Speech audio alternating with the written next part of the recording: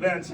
And as I said, some of these have some inside jokes, but it's really cool. I just want to give one redirect on this idea of leaving your clothes. I do take old clothes when I travel and I leave them, okay? And one day I was talking with my sister, and somehow we came up, what do you do with your stuff that's out of date? I said, I set it aside, and when I went to China, I took it and left it. She looked me up and down. She said, you should go again.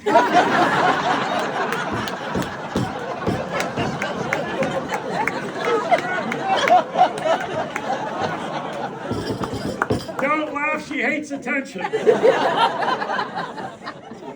We have one more presentation to make and then the door prizes. When our mother passed in 2016, being the accountant and being I was here, my sister was still in Virginia, I pretty much wrapped up her financial affairs.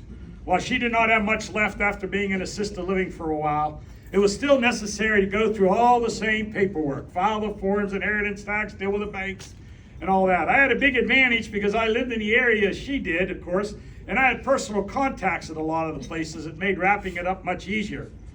But it made me realize, though, that I didn't want my sister's family to have to deal with this. They're scattered all over the country, as you heard, and as Angela, all over the world, okay? We have to complete 80 hours of education every 2 years to keep our CPA license active. So I did a couple of seminars on estate planning, and I bought a book, How to Avoid Probate.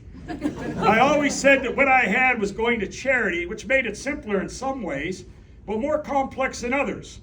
Would there be an endowment? What should be funded? Who's going to administer all of that?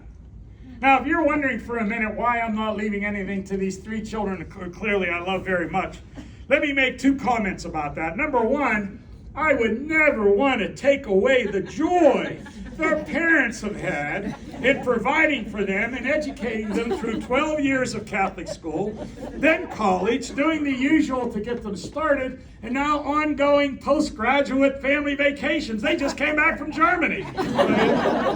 Joe and Donna, I would not want to take that joy away from you. Secondly, I'd rather help them out a little bit while I'm living. So every once in a while, at random times, being very, very generous, I send them each $20 to have lunch with them. Now, they are all already doing way better than I ever did, even at their young age. So maybe they should be sending me $20. And kids, if you have that idea, I only want to make one comment. Where in the world do you think I could get a good lunch for $20? Loosen up a little bit.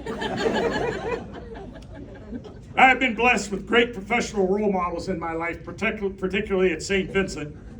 Father Anthony Burles and Dick Guskowitz taught every single accounting class I took as an undergraduate, and Dick hired me as an intern in his office. More importantly, those two were instrumental in convincing the St. Vincent administration to take a chance on a 25-year-old instructor who was just beginning